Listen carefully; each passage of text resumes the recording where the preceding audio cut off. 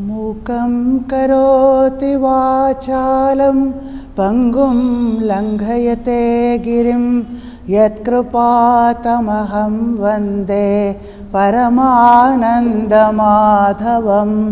యోగేన చిత్తస్య పదేన వాచా మలం శరీరస్య తు వైద్యకేన యో అపాకరోత్తం ప్రవరం మునీనాం పతంజలిం ప్రాంజలిరానతోస్మి.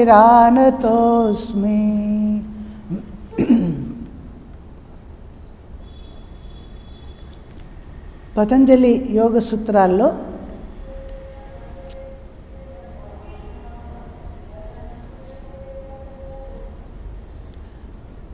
రెండు పాదాలు, సమాధి పాదం, సాధన పాదం ముగించి విభూతి పాదం దానికి వచ్చాము. ఇక్కడ కూడా రెండు సూత్రాలు చేశాము. అంటే సాధన పాదంలో అష్టాంగ యోగం దాని గురించి 5 స్టెప్స్ చెప్పిన తర్వాత, అంటే యమ నియమ ఆసన ప్రాణాయామ ప్రత్యాహార ఇవి గురించి అక్కడ చర్చించాము. తర్వాత ఇక్కడ చివరి 3 స్టెప్స్ ధారణ, ధ్యాన, సమాధి గురించి మనము డిస్కస్ చేస్తున్నాము. ఇక్కడ మొదటి సూత్రంలో ధారణ, రెండవ సూత్రంలో ధ్యానం, తర్వాతి సూత్రంలో సమాధి గురించి చెప్తారు. దీనికి తర్వాత విభూతి. విభూతి అంటే సిద్ధులు. ఈ అష్టాంగ యోగాన్ని, ఈ యోగా అభ్యాసాన్ని చాలా దీర్ఘకాలం ఎవరు ప్రాక్టీస్ చేస్తారో వారికి ఎన్నో విభూతులు అంటే సిద్ధులు వస్తాయి. అణిమాది సిద్ధులు ఇవంతా వస్తాయి. అవేమీ మన ఆధ్యాత్మిక సాధనలో ముఖ్యం కాదు, అది సైడ్ ప్రోడక్ట్ లాగే వస్తాయి. అయినా అవి వస్తాయి అని ఇక్కడ సాధారణ వ్యక్తులకి మనం ఎందుకు ఈ యోగాభ్యాసం చేయాలి, దాని ఫలితంగా ఏం లాభం, ఇలాంటి ప్రశ్నలు ఉంటాయి. ఇది చేస్తే ఇలా వస్తుంది, ఇది చేస్తే ఇది దొరుకుతుంది అంటే వారికి కొంచెం కుతూహలం, ఇంట్రెస్ట్ కలుగుతుంది. లేదంటే ఊరికే సాధన చేస్తూ ఉండంటే అంత ఎవరికి ఇంట్రెస్ట్ ఉండదు. సో ఇలా మనకి లాభం ఏమిటి అని ఫస్ట్ చెప్తారు. ఆ లాభం గురించి అట్లీస్ట్ దానికోసం మీరు ఈ పతంజలి యోగ సూత్రాలని మీరు ప్రాక్టీస్ చేయండి అని ఇక్కడ చెప్తున్నారు. ఇక్కడ ధారణ, ధ్యాన, సమాధి ఈ 3 స్టెప్స్ కలిపి సంయమ అనే శబ్దాన్ని వాడతారు. ప్రతిసార్లు ఈ 3 స్టెప్స్ చెప్పరు, దాన్ని సంయమ అనే శబ్దంతో చెప్తారు సంక్షిప్తంగా. ఇవి 3 ప్రాక్టీస్ చేస్తే తర్వాతే మనకి ఆ సమాధిలో మనం గభీరంగా వెళ్ళగలుగుతాం. అంటే ఎవరు డైరెక్ట్గా ఈ స్టెప్స్కి రాలేరు. ఫస్ట్ యమ నియమ ఆసన ప్రాణాయామ అవంతా ప్రత్యాహార ఇవంతా బాగా దీర్ఘకాలం మనము అభ్యాసం చేసిన తరువాతనే మనకి దాంట్లో ఒక సిద్ధి, ఒక స్థిరత్వం వస్తే తర్వాత ఇది చేయాలి. కానీ ఏదో ఒక హఠాత్తుగా ధారణ, ధ్యాన, సమాధి చేసేస్తాం, హఠాత్తుగా సమాధి కుదురుతుంది, అలా కుదరదు. మెట్టులుగా మనం వెళ్ళాలి. దీంట్లో ఒక అర్జెంటుగా ఏదో ఇన్స్టెంట్గా అయిపోతుంది అనుకోకూడదు. స్లోగానే వెళ్ళాలి. అప్పుడే మనకి ఖచ్చితంగా మనకి సిద్ధి లాభం కలుగుతుంది. అంటే కొందరు ఈ మొదటి స్టెప్స్ సాధారణంగా మెజారిటీ అందరికీ స్టెప్ బై స్టెప్ చేయాలి. కొంతమంది ఏమో పూర్వజన్మంలో అవంతా చేసి ఆల్రెడీ కొంతవరకు ముందుకు వెళ్ళారనుకోండి, అప్పుడు వారు వెంటనే వారికి చిన్నప్పటి నుంచే ధ్యానం కుదురుతుంది, ధారణ కుదురుతుంది, ఇవంతా సహజంగా అవ్వచ్చు. లేదంటే అందరికీ జనరల్గా కామన్ రూల్ అని చెప్పాలంటే ఫస్ట్ నుంచి స్టెప్ బై స్టెప్ చేయాలి. అది ఒక్కొక్కటి సక్సెస్ అయినప్పుడే నెక్స్ట్ స్టెప్ ఇంకా బాగా మనకి కుదురుతుంది అని అర్థం. ఈ మొదటి సూత్రంలో ఏం చెప్పాము, ధారణ అంటే ఏమి అని ఎక్స్ప్లెయిన్ చేశారు. దేశబంధశ్చిత్తస్య ధారణ అంటే ఏదో ఇది లాస్ట్ క్లాస్లో ఇవి 2 అయింది, ఫస్ట్ అండ్ సెకండ్, మరలా చెప్తున్నాను. ధారణ అనే దానికి నిర్వచనం ఏమి అంటే దేశబంధ చిత్తస్య. చిత్తస్య అంటే మనస్సు. మనస్సుని ఒక్క దేశంలో బంధ అంటే ఒక్క స్థానంలో, ఒక ప్రదేశంలో మనము దానిని స్థిరపరచడం, దానిని ఒక స్థిరంగా మనం వేస్తాము, స్థిరీకరణం చేస్తామని అర్థం. దానికి ఇక్కడ ధారణ అని అంటారు. అంటే ధారణ అనేది కొంచెం తక్కువ సమయం వరకు అయితే అది ధారణ, అది కూడా చెప్పాము. అంటే సాధారణంగా ప్రాణాయామం చేసేటప్పుడు ఎంతకాలం కావాలి అది మాత్ర ద్వారా మనం నిర్ణయిస్తామే.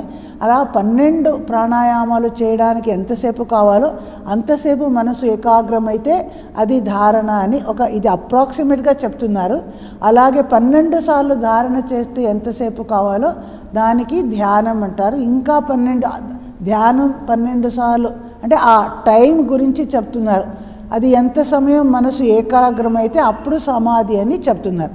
సో ఇప్పుడు ధారణ అనేది ఈ మూడిటిలో సంయమంలో మొదటి స్టెప్. యమనియమ ఆసన ప్రాణాయామాల తరువాత దీనిని చేస్తాం. అప్పుడు ఏదో ఒక శరీరంలో ఎక్కడ అంటే నాసాగ్రము, హృదయ ప్రదేశంలో అథవా భ్రూమధ్య ఏదో ఒక ప్లేస్లో మనము మనస్సుని స్థిరంగా మనము అది స్థిరీకరణం చేయాలి. ఇంకో విషయం అంటే ముందు చెప్పిన 5 స్టెప్స్ అవి బహిరంగ సాధనం అంటారు. ఈ ధారణ, ధ్యాన, సమాధి ఈ మూడికి అంతరంగ సాధనం. అంటే ఇంతవరకు బయట ఏకాగ్రం చేయడం, మన మనసు బయట వెళ్తుంది, దానిని మనం కంట్రోల్ చేసాము, ప్రత్యాహారం చేసి వెనక తీసుకొని రావడం అంతా జరిగింది. ఇక్కడ మన లోపలే ఒక శరీరం లోపల ఒక స్థానంలో, మన హృదయ స్థానంలో లేదా నాభి చక్రంలో, కంఠస్థానంలో, నాసాగ్రంలో ఎక్కడో ఒక ప్రదేశంలో మనం మనస్సును స్థిరంగా ఏకాగ్రం చేయడానికి ప్రయత్నిస్తామే. అది ధారణ అని చెప్పారు. తర్వాత దీనికి నెక్స్ట్ స్టెప్ అంటారు ధ్యానం అన్నారు. దానికి తత్ర ప్రత్యయైకతానత ధ్యానం. తత్ర అంటే అదే ప్రదేశంలో, అంటే ఎక్కడ మీరు ధారణ చేయడానికి మొదలు పెట్టారో అక్కడే మీరు తర్వాత కంటిన్యూ చేయాలి. ధారణ చేసేటప్పుడు ఒక స్థానంలో ఏకాగ్రం చేశాను, ధ్యానం చేసేటప్పుడు ఇంకో స్థానంలో చేస్తాను, ఇంకా సమాధి మరొక స్థానంలో అలా ఉండదు. ఏదో ఒక ప్లేస్ మనం సెలెక్ట్ చేసుకున్నాం, హృదయంలో ధ్యానం చేస్తాం, అక్కడే మొదట ధారణ అభ్యాసం చేసి తర్వాత అక్కడే ధ్యానం, తర్వాత అక్కడే సమాధి, అలా చేస్తేనే మనకి అక్కడ గభీరంగా మనం చేయగలుగుతాం. సో తత్ర అంటే ప్రీవియస్ సూత్రంలో చెప్పిన స్థానం, అక్కడే ప్రత్యయ ఏకతానత అంటే ఒకే విధంగా మన ఆలోచన వృత్తులు మనకి అది వెళ్తాయి. ప్రత్యయ అంటే జ్ఞానం. ఒక మనసులో ఒక వృత్తి లేచిందంటే ఒక విషయ వస్తువుని గురించి మనకి అర్థం చేసుకుంటాం, ఒక ఆలోచన లేచింది, అది ఆ ధ్యేయ వస్తువు ఏది ఉందో దాని గురించి ఒకే విధమైన సదృశ వృత్తులు అంటారు. సేమ్ థాట్స్ రావాలి. ఒక్కొక్కప్పుడు వేరే వేరే ఆలోచన అంటే అది ధ్యానం అని చెప్పరు. ఇక్కడ సదృశ వృత్తి ప్రవాహం, దానికి కంటిన్యూయేషన్ ఉంటే అప్పుడు ధ్యానం అని అవుతుంది.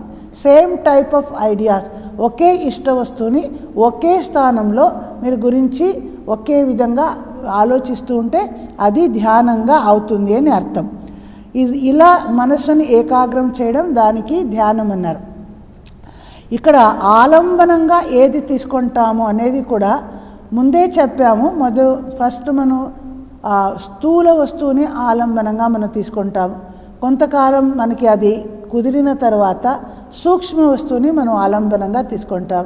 ఇంకా ధ్యానం గభీరమైతే సూక్ష్మతమ ఇలా క్రమక్రమంగా మనం అలా అబ్స్ట్రాక్ట్ ఐడియా దాని మీద మనం కాన్సన్ట్రేట్ చేయడానికి మనకి కుదురుతుంది.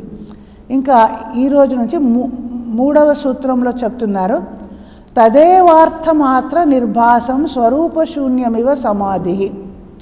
తదేవ అర్థమాత్ర నిర్భాసం స్వరూపశూన్యం ఇవ సమాధి. అంటే ఇక్కడ సమాధి దానికి నిర్వచనం ఏమి అని చెప్తున్నారు. తదేవ అర్థ, తదేవ అంటే ముందుటి సూత్రంలో చెప్పిన ధ్యానం, ఆ ధ్యానంలో అర్థమాత్ర నిర్భాసం, ఏ ఒక్క ధ్యేయ వస్తువుని గురించి ధ్యానిస్తున్నామో ఆ అర్థం, దాని అర్థం మాత్రమే అక్కడ వ్యక్తమవుతుంది, ప్రకాశిస్తుంది. ఎందుకు ఇలా చెప్తున్నారంటే సాధారణంగా ధ్యానం అనే ఒక క్రియలో 3 ఆస్పెక్ట్స్ ఉంటాయి. అది కూడా లాస్ట్ క్లాస్లో చెప్పాను. ధ్యానం చేస్తున్న వ్యక్తి ధ్యాత అంటాము. ధ్యేయ వస్తువు అంటే ఏ వస్తువుని గురించి ధ్యానిస్తున్నామో అది ధ్యేయ వస్తువు. ధ్యానం చేసే ఒక ప్రక్రియ. ఇలా ధ్యాత, ధ్యేయం, ధ్యానం ఇలా 3. ఈ మూడుకి కలిపి త్రిపుటి అంటారు. ఈ వేదాంతంలో కానీ ఈ యోగ సూత్రాల్లో అంటారు. ఈ మూడు ఉంటాయి. ధ్యానం ఎంతవరకు మనం ధ్యానం చేస్తున్నామో అంతవరకు నేను ధ్యానం చేస్తున్నాను అనే ఒక్క అండర్స్టాండింగ్ నాకు ఉంటుంది. ఈ ఒక్క లక్ష్యాన్ని గురించి ధ్యానం చేస్తున్నాను, అది కూడా నాకు అండర్స్టాండ్ అవుతుంది. మూడవది, నేను ధ్యాన క్రమంలో ఉన్నాను, ధ్యానం చేస్తున్నాను అని నాకు తెలుస్తుంది. అదే సమాధి ఆ స్టేట్కి వెళ్ళినప్పుడు అలా ఉండదు. నేను చేస్తున్నాను అనేది అక్కడ డిజాల్వ్ అయిపోతుంది. నేను అనేది ఉండదు అక్కడ. నేను ఆ దేవస్తులో నేను డిజాల్వ్ కరిగిపోతున్నాను. ఇంకా ధ్యానం చేస్తున్నాను అనే ఒక్క భావం కూడా నాకు కలగదు. అయితే ఏం మిగులుతుంది? ఆ ధ్యేయ వస్తు మాత్రం మిగిలింది. ఆ ధ్యేయ వస్తు అర్థం మాత్రం, ఆ ధ్యేయ వస్తు యొక్క అర్థం ఏముందో అది మాత్రం ప్రకాశిస్తుంది అంటారు. ఒక ఉదాహరణంగా ఇక్కడ చెప్తారు. ఒక పుస్తకాన్ని నేను చదువుతున్నాను, అది నా ధ్యేయ వస్తు. చదువుతూ ఆ పుస్తకం ఉందే దాని యొక్క రూపం, నామం అవంతా గుర్తుండదు. ఆ సబ్జెక్ట్ మ్యాటర్ ఏమి గురించి ఆ పుస్తకంలో చెప్తున్నారో ఆ విషయ వస్తు మీద అంత తదేకంగా మనం తన్మయంగా అయిపోతున్నాము. ఆ విషయ వస్తు మాత్రమే గోచరిస్తుంది. ఇంకా నేను లేదు, నేను ధ్యానం చేయడము లేదా ఆ పుస్తకాన్ని చదవడం ఇవంతా లేదు. అందుకే అర్థమాత్ర నిర్భాసం అంటే ధ్యేయ వస్తువు యొక్క అర్థం మాత్రమే అక్కడ గోచరిస్తుంది. స్వరూప శూన్యం అంటే తన యొక్క ఎవరు ధ్యానిస్తున్నాడో, నేను అనుకోండి, నేను ధ్యానిస్తున్నాను, నా స్వరూపం గురించి కూడా నేను మర్చిపోతున్నాను. నా రూపం, నా వ్యక్తిత్వం గురించి అది శూన్యం అంటే పూర్తిగా నిల్ అయిపోయింది. ఏమీ లేదు, నేను లేదు, ధ్యాన క్రియ కూడా లేదు, ఓన్లీ ఆ ధ్యేయ వస్తువు మాత్రం ప్రకాశిస్తుంది. ఇలా ఉంటుంది. దానికి సమాధి అని ఇక్కడ మనకి ఎక్స్ప్లెయిన్ చేస్తున్నారు. 4వ సూత్రంలో అంటారు త్రయం ఏకత్ర సంయమ. ఈ మూడు త్రయం అంటే ధారణ, ధ్యాన, సమాధి, ఈ మూడు ఒకే వస్తు విషయంలో మనము ఏకాగ్రం చేసినప్పుడు దానికి సంయమ అంటాం. త్రయం ఏకత్ర ఒకే ధ్యేయ వస్తువులో ధారణ, ధ్యాన, సమాధి అభ్యాసం చేస్తే దానికి సమాధి అంటాం. సో మొదట ధారణ చేస్తాము, అది క్రమంగా ధ్యానానికి దారితీస్తుంది. ధ్యానం అనేది సమాధికి దారితీస్తుంది. ఇలా స్టెప్ బై స్టెప్ మనం వెళ్తాము. సో ఈ మూడిటిని కలిపి సంయమం. సంయమం అంటే కంట్రోల్ చేయడం, ఏకాగ్రం చేయడం అనే అర్థం. అది దాంట్లో ఈ మూడు ఇన్వాల్వ్ అయి ఉంది అని చెప్తున్నారు. ఇంకా 5వ సూత్రంలో చెప్తారు తజ్జయాత్ ప్రజ్ఞాలోక. తత్ అంటే ఆ సంయమం. దేని గురించి ప్రీవియస్ సూత్రంలో చెప్పాము, ధ్యాన, ధారణ, సమాధి కలిపి సంయమం అంటాము అని. ఆ సంయమంలో జయాత్ అంటే మనకి జయ లాభం కలిగితే అంటే మన మనస్సు స్థిరమైతే, పూర్తిగా ఏకాగ్రమైతే అప్పుడు ఏం లాభం అవుతుంది? ప్రజ్ఞాలోక. ప్రజ్ఞ అంటే ఈ నాలెడ్జ్, ఇక్కడ ఋతంబర ప్రజ్ఞ అని చెప్తారు. ఒక హయ్యర్ ఇంట్యూషన్ గురించి చెప్తున్నారు. సాధారణంగా స్వామి వివేకానందులు చెప్తారు, ఏదైనా మన లెవెల్ ఆఫ్ అండర్స్టాండింగ్లో 3 స్టెప్స్ ఉంటాయి. ఇన్స్టింక్ట్, రీజనింగ్, తర్వాత ఇంట్యూషన్ అని ఉంటుంది. ప్రాణి లెవెల్లో, యానిమల్ లెవెల్లో ఏదైనా విషయాన్ని తెలుసుకోవడానికి ఒక ఇన్స్టింక్ట్ ద్వారా మనం అర్థం చేసుకుంటాం, ఇంకా ఆలోచించకుండా జస్ట్. ఇంకా హ్యూమన్ లెవెల్లో, మనిషి లెవెల్లో ఆలోచన చేసి ఇది ఇలాగా, అలాగా, ఇలాగుండొచ్చు, అలాగుండొచ్చు అని రీజనింగ్ చేసి యుక్తి ద్వారా తెలుసుకుంటాం. అయితే ఇక్కడ సాధన చేసిన వ్యక్తికి దీనికంటే హయ్యర్ స్టేజ్ అంటే ఇంట్యూషన్, లోపల నుంచి ఒక అండర్స్టాండింగ్. నేను ఆలోచన చేసి ఒక బుద్ధి ద్వారా బౌద్ధికంగా కలిగిన అండర్స్టాండింగ్ కాదు ఇది. ఇంట్యూషన్ అంటే ధ్యానం గభీర అయినప్పుడు లోపల నుంచి స్ఫురిస్తుంది. ఆ అండర్స్టాండింగ్ నాకు లోపల నుంచి స్ఫురించాలి. దానికి ఇక్కడ ప్రజ్ఞ అంటున్నారు. ప్రజ్ఞాలోక. ఆలోక అంటే లైట్ అని అర్థం. ఆ జ్ఞాన ప్రకాశం కలుగుతుంది. ఆ ఏ వస్తువుని గురించి మనం ధ్యానిస్తున్నామో ఆ వస్తువు గురించి మనం సంయమం చేసినప్పుడు ఆ వస్తువు యొక్క స్వరూపం అనేది మనకి గోచరిస్తుంది. దాని సంబంధంగా మనకి కంప్లీట్గా ఒక డీప్ అండర్స్టాండింగ్ కలుగుతుంది. ఒక మనసులో క్లారిటీ వస్తుంది. ఊరికే సూపర్ఫిషియల్గా బౌద్ధికంగా అర్థం చేసుకోవడం కాదు, గభీరంగా మనకి దాని లోపల ఎంటర్ అయి దాని గురించి తెలుసుకోగలుగుతాము అని ఇక్కడ చెప్తున్నారు. ఇంకా 6వ సూత్రంలో చెప్తారు, తస్య భూమిషు వినియోగ. తస్య అంటే ఆ సంయమాన్ని, వినియోగ భూమి అంటే స్తరాలు, లెవెల్స్ అని అర్థం.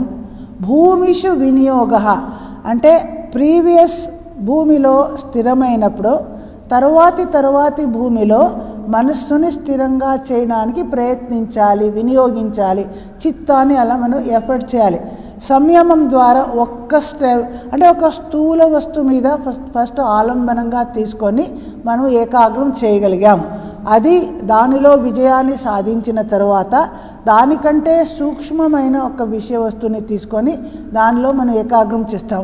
తర్వాత దాని హయ్యర్ స్టెప్గా ఇంకా సూక్ష్మతర విషయం, తర్వాత ఇంకా సూక్ష్మతమ విషయం, ఇలా స్టెప్ బై స్టెప్గా మనం ఒక్కొక్క లెవెల్ నుంచి ఇంకా డీపర్ అండ్ డీపర్ లెవెల్లో మన ఏకాగ్రత సిద్ధిస్తుంది అని అర్థం ఇక్కడ.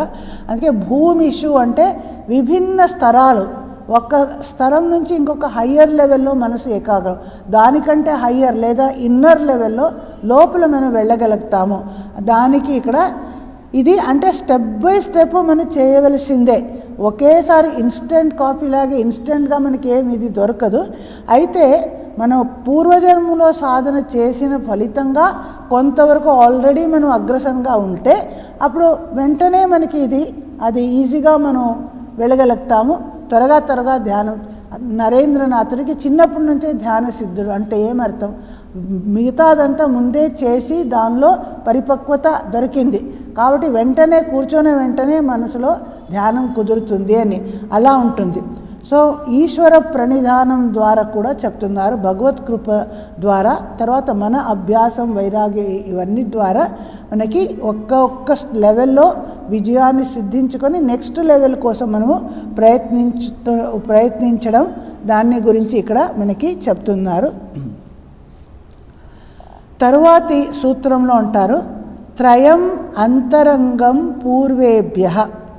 పూర్వేభ్యః అంటే దీని ముందు చెప్పిన స్టెప్స్ అంటే యమ నియమ ఆసన అలాంటివి, దానికంటే తరువాతి చెప్పిన స్టెప్స్ అంతరంగ అని చెప్తారు. అదే అంతరంగ సాధన. అప్పుడే నేను చెప్పాను, మొదట చెప్పినవి బహిరంగ సాధనలు అయితే ఇవి అంతరంగ సాధనాలు అని చెప్తున్నారు. త్రయం అంటే ధారణ, ధ్యాన, సమాధి, ఈ మూడు అంతరంగం. ఇది ఇన్నర్ సాధన, అంతరంగ సాధన. పూర్వేభ్య అంటే ముందు చేసిన యమనియమ ఆసన ప్రాణాయామ ప్రత్యాహారాలకి పోలిస్తే ఇది అంతరంగ సాధనం అని చెప్తున్నారు. అవి బహిరంగ సాధనం, ఇది అంతరంగ సాధనం. అంటే ఎందుకు ఇలా చెప్తున్నారంటే ఎందరో సాధకులు చివరి వరకు ప్రాక్టీస్ చేయరు, ఏదో కొంత చేసి అయిపోయింది అనుకుంటారు. చాలామంది యోగాభ్యాసం చేయడం ఉద్దేశం రోగాలని నయం చేసుకోవాలి, హెల్తీ బాడీ ఉండాలి, అలా మనకి కంట్రోల్ బాడీలీ మస్క్యులర్ అంత కంట్రోల్ రావాలి అనుకొని యమ నియమ ఆసన ప్రాణాయామం ఇంత చేస్తారు. కానీ పతంజలి ఉద్దేశంలో ఆ ఆధ్యాత్మికమైన ఒక లక్ష్యమే మనకి చాలా ముఖ్యం. ఇక్కడ మన ఈ ప్రకృతిని సంపూర్ణంగా మనం జయించి నేను పురుష అనే మ్యాటర్ మనకి అర్థం కావాలి. ప్రకృతి పురుషను వేరు చేయడం అది మన లక్ష్యంగా ఉంటుంది. సో హయ్యెస్ట్ అంటే సమాధి వరకు అందరూ వెళ్ళరు. సమాధి వరకు వెళ్ళినప్పుడు ఈ శరీర మనసు బుద్ధి అంతా మేము మర్చిపోతాం, అక్కడ మనం లీనమైపోతాం. ఆ స్టేట్కి వెళ్ళడం మనకి కావాలి.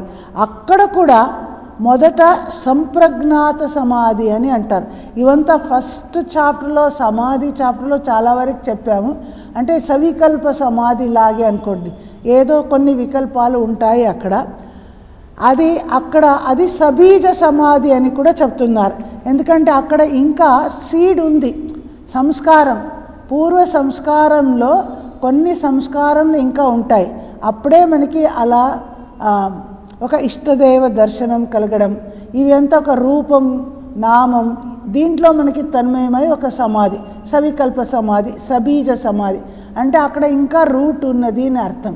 కానీ దీనికంటే హయ్యర్ ఇంకో టైప్ ఆఫ్ సమాధి ఉంది, అది నిర్బీజ సమాధి అని చెప్తారు. అందుకే 8వ సూత్రంలో అంటారు, తదపి బహిరంగం నిర్బీజస్య. తదపి అంటే ఈ 7వ సూత్రంలో చెప్పినది అది ఎంతవరకు తీసుకెళ్తుంది అంటే సంప్రజ్ఞాత సమాధి వరకు తీసుకెళ్తుంది. ధారణ ధ్యాన సమాధి ద్వారా ఈ అష్టాంగం ద్వారా మనకి సంప్రజ్ఞాత సమాధి వరకే కలుగుతుంది. అది కూడా దీనికంటే హయ్యర్ ఉన్న ఆ లెవెల్కి కంపేర్ చేస్తే బహిరంగం అంటే తక్కువ స్థాయిలో ఉంది, అది ఔటర్ అని, అది ఇంకా ఇన్నర్ మోస్ట్ లెవెల్లో ఉంటుంది, అది నిర్బీజ సమాధి. శ్రీరామకృష్ణులు చెప్తారు కదా, సంస్కారాలు ఆ బీజ రూపంలో లోపల ఉండిపోతాయి. అది కూడా మనం ఎప్పుడు ఫ్రై చేస్తాము, బీజాన్ని ఎలా మనం ఫ్రై చేసినప్పుడు ఇంకా అది మొనక ఎత్తదు, అలాంటి స్టేజ్ వచ్చినప్పుడు అది నిర్బీజ స్థితి వస్తుంది. అక్కడ నామరూపాలని అంతా దాటి నిర్వికల్ప స్థితి అని మనం చేస్తాం తంత్రలో. ఇక్కడ వేదాంతంలో చెప్తారు, ఇక్కడ సంప్రజ్ఞాత సమాధికి తర్వాత అసంప్రజ్ఞాత సమాధి అని చెప్తారు. అది హయ్యెస్ట్ ఇక్కడ నిర్బీజ సమాధి అని చెప్పారు. తర్వాత చెప్తున్నారు 9వ సూత్రం, ఉత్థాన నిరోధ సంస్కారయోర్ అభిభవ ప్రాదుర్భావో నిరోధ క్షణ చిత్తాన్వయో నిరోధ పరిణామ అంటారు. ఇది కొంచెం పెద్దగా ఉన్న సూత్రం. ఇక్కడ నిరోధ పరిణామం అంటే ఏమిటి అని దానిని డిఫైన్ చేస్తారు ఈ సూత్రంలో. ఏమంటున్నారంటే ఉత్థాన నిరోధ, మనలో ఇప్పుడు మనస్సు అనేది త్రిగుణాత్మిక, సత్వరజ తమో గుణాలు ఉన్నాయి. అది ఎప్పుడూ ఒకే విధంగా ఉండదు, ఎన్నో అక్కడ ఆలోచన వృత్తులు లేస్తాయి, మళ్ళీ అవి నాశమైపోతాయి, మరలా లేస్తాయి, మరలా పోతాయి. ఇప్పుడు ఉత్థాన అంటే ఒక చిత్తవృత్తి లేచింది, మనసులో ఒక ఆలోచన తరంగం అనేది ఉత్పన్నమైంది, దానికి ఉత్థాన అంటాం. దాని వలన ఉత్థాన సంస్కారం అనేది మనలో క్రియేట్ అవుతుంది. మనం దానిని నిరోధించాం, కంట్రోల్ చేసామనుకోండి, అప్పుడు దాని వలన నిరోధ సంస్కారం అనేది క్రియేట్ అవుతుంది అంటున్నారు. ఉదాహరణకి నాకు ఎవరినో చూస్తే చాలా కోపం వస్తుంది, మనసులో ఆ వ్యక్తిని చూసిన వెంటనే కోపం వచ్చింది, అది ఉత్థాన సంస్కారం. ఒక కోపం అనే వృత్తి నా మనసులో లేచింది. నేనేం చేస్తాను, ఇది తప్పు, ఇది చేయకూడదు, నేను నాలో నన్ను కంట్రోల్ చేసుకోవాలి, దీనిని నిరోధించాలి. అంటే యోగాభ్యాసం చేయడం అంటేనే యోగ చిత్తవృత్తి నిరోధ అంటే ఫస్ట్ చాప్టర్లో చెప్పారు. ఏ చిత్తవృత్తి లేస్తుందో దానిని నిరోధించడం, స్టాప్ చేయడం, అంటే క్రమక్రమంగా ఆ వృత్తులను తగ్గించుకొని క్షీణం చేసి ఒకరోజు పూర్తిగా వృత్తి శూన్యంగా అయ్యే వరకు మనం ప్రయత్నించాలి. సో ఏ కోపం అనే వృత్తిని నేను నిరోధించానే, అప్పుడు దాని వలన నా మనసులో నిరోధ సంస్కారం కూడా వస్తుంది. ఇప్పుడు ఎప్పుడు నాకు కోపం వచ్చిందో వెంటనే ఇది కంట్రోల్ చేసుకోవాలి అనే భావం కూడా నా మనసులో వచ్చేసింది. కోపం మాత్రమే వచ్చింది అనుకోండి, నేను కంట్రోల్ చేయలేదు, అది నన్ను పూర్తిగా ముంచేస్తుంది, నేను ఇంకా దాని అధీనంగా వెళ్ళిపోతాను. అలా అవ్వకుండా యోగాభ్యాసం చేస్తున్నాం కాబట్టి నా మనసులో ప్రతి ఒక్క దుర్బలతకి ఎగెనిస్ట్గా విరుద్ధమైన వ్యతిరేకమైన నిరోధ సంస్కారాన్ని తీసుకొని వస్తాం. దీనికే ఉత్థాన నిరాధ సంస్కారయోహో అంటే ఈ 2 సంస్కారాలు అభిభవ ప్రాదుర్భావం. ప్రాదుర్భావం అంటే ఉత్పన్నం అవడం, అభిభవ అంటే క్షీణించడం అని అర్థం. అంటే ఉత్థాన సంస్కారం అనేది ప్రాదుర్భావం, అది ఉత్పన్నం అవుతుంది. నిరోధ సంస్కారం టైంలో అది రిడక్షన్, క్షీణిస్తుంది.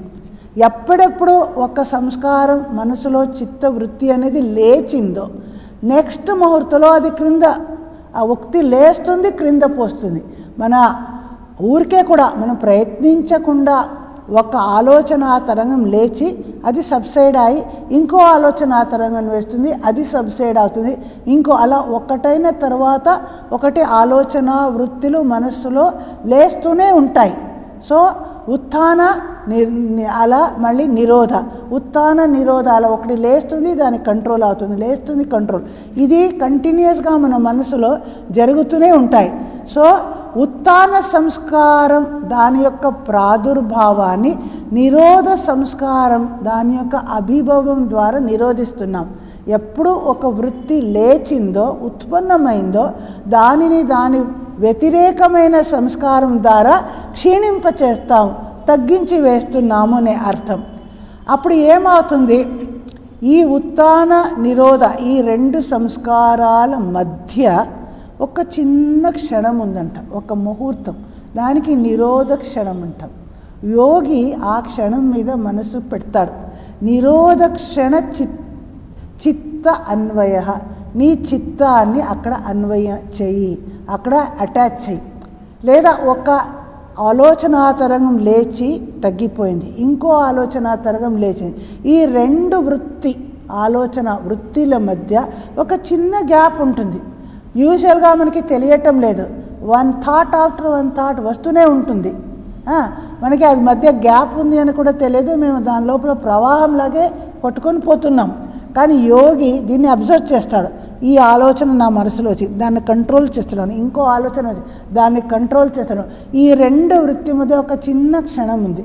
ఆ క్షణంలో నా మనసులో ఏ వృత్తి ఉండదు, అది అబ్జర్వ్ చేస్తే అది నిరోధ పరిణామం.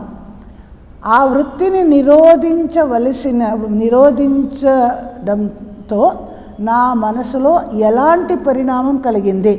ఒక చిత్తవృత్తి ప్రాదుర్భావమైంది, ఉత్థానమైంది, దానిని నేను అభిభవమట నిరోధించాను. అప్పుడు నా మనసులో ఒక్క క్షణమైన ఆ వృత్తి శూన్యంగా అది ఉంది. అది నిరోధ పరిణామం. ఆ పరిణామాన్ని ఎవరు యోగ సాధన చేస్తారో దాని మీద మనస్సు ఏకాగ్రం చేసి తెలుసుకుంటారు. సాధారణ వ్యక్తులకి అది తెలియదు. ఆలోచన వస్తుంది పోతుంది, ఇంకో ఆలోచన వస్తుంది పోతుంది. ఎప్పుడు వచ్చింది, ఎక్కడ వెళ్ళామని మనం ఆలోచించే ముందు ఇంకా 10 ఆలోచనలు వచ్చేస్తాయి. అందుకోసం మనకి దాని మీద గ్యాప్ ఉంది అని కూడా తెలియదు. ఆ చిన్న గ్యాప్కి నిరోధ క్షణ అని ఇక్కడ చెప్తున్నారు. ఆ నిరోధ క్షణంలో మనస్సుని అన్వయం చేస్తే, అటాచ్ చేస్తే మనకి ఆ చిత్తంలో జరుగుతున్న ఈ వేరియేషన్స్ ఏమిటి, ఎప్పుడు ఒక వృత్తి లేచింది, ఎప్పుడు అది కంట్రోల్ అయింది, ఎప్పుడు వృత్తి శూన్యంగా ఉంది, ఆ ముహూర్తం దానిని మనం అర్థం చేసుకుంటాము. మనసులో జరుగుతున్న ఈ పరిణామాలు దానిని అర్థం చేసుకుంటాం. అది నిరోధ పరిణామం అని ఇక్కడ చెప్తున్నారు. అంటే చిత్తం యొక్క ధర్మమే ఒక వృత్తి లేవడం, మళ్ళీ క్రిందకి రావడం, మళ్ళీ అలాగే వస్తుంది పోతుంది ఉంటుంది. అంటే యోగి అయిన వ్యక్తి మాత్రం దీనిని అబ్జర్వ్ చేస్తాడు. ఒక చిన్న ఎగ్జాంపుల్ ఇక్కడ ఇచ్చారు. ఒక పెండులం ఉంది, ఆ గడియారం పెండులం అనుకోండి. అది సెంటర్ నుంచి ఒక ఎక్స్ట్రీమ్ లెఫ్ట్కి వెళ్ళింది అనుకోండి, తర్వాత వాపసు వస్తుంది, రైట్కి వెళ్తుంది, వస్తుంది. ఇప్పుడు లెఫ్ట్లో ఒక్క ఎక్స్ట్రీమ్ వెళ్ళిన తర్వాత ఒక ½ సెకండ్ తర్వాతనే అది రిటర్న్ అవుతుంది. ఇంకా ముందుకు వెళ్ళకుండా స్టాప్ అవ్వాలి కదా, తర్వాత రిటర్న్. ఆ ముహూర్తం ఎలా పెండులం ఒక ఎక్స్ట్రీమ్కి వెళ్ళి ఒక్క ముహూర్తం తర్వాత వాపసు వచ్చిందో, మళ్ళీ ఇటు ఎక్స్ట్రీమ్కి వెళ్ళి రైట్ సైడ్లో మళ్ళీ వాపసు వస్తుందో, ఆ మధ్య ఒక చిన్న గ్యాప్ ఉంటుంది. అలా చిత్తవృత్తి మధ్య కూడా ఒక చిన్న గ్యాప్ ఉంటుంది. అది మనం డిటెక్ట్ చేయాలి. మనస్సుని ఏకాగ్రం చేసి చిత్త అన్వయ, ఆ నిరోధ క్షణం మీద మనసుని పెట్టండి. అప్పుడు ఆ పరిణామం మీకు అర్థమవుతుంది. నిరోధించిన వలన నా మనసులో ఎటువంటి ట్రాన్స్ఫర్మేషన్ వచ్చింది దానిని తెలుసుకోగలుగుతాను. అది నిరోధ పరిణామం అంటారు. దానికి తస్య ప్రశాంతవాహిత సంస్కారాత్, ఇలా నిరోధ సంస్కారం వలన ఏమవుతుంది, చిత్త దానికి ప్రశాంతంగా ఒక ప్రవహిస్తుంది. అప్స్ అండ్ డౌన్స్ లేకుండా ఒకే విధంగా చిత్తం అనేది ప్రవహిస్తుంది.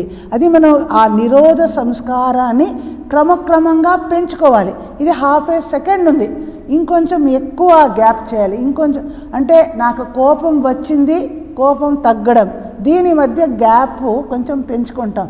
వెంటనే కోపం రావడం వెంటనే అవదు, ఇంకొంచెం తర్వాతనే మళ్ళా కోపం రావాలి. ఆ మధ్య గ్యాప్ ఇంకోసారి వచ్చే ముందు గ్యాప్ పెంచుకుంటాం. అలా నిరోధ సంస్కారాన్ని మనం పెంచుకుంటే మనస్సు ప్రశాంతంగా ఒక నదిలాగే, ప్రవహమానమైన ఒక నదిలాగే ప్రశాంతంగా ఉంటుంది. అంటే ఇలా ఉత్థాన సంస్కారాలు క్రమక్రమంగా బలహీనమవుతుంది, నిరోధ సంస్కారాలు క్రమక్రమంగా స్ట్రాంగ్ అయినప్పుడు ఇంకా మనసులో ఆ చిత్తవృత్తి క్రమక్రమంగా నిరోధింపబడి మనస్సు ఒక చిత్తవృత్తి శూన్యమైన స్టేట్కి వెళ్ళాలి. దానికోసం మన సాధనం. ఇంకా నెక్స్ట్ క్లాస్లో చూద్దాం. ఓం అసతో మా సద్గమయ తమసో మా జ్యోతిర్గమయ మృత్యోర్మా అమృతంగమయ. ఓం శాంతి శాంతి శాంతి. హరి ఓం తత్సత్.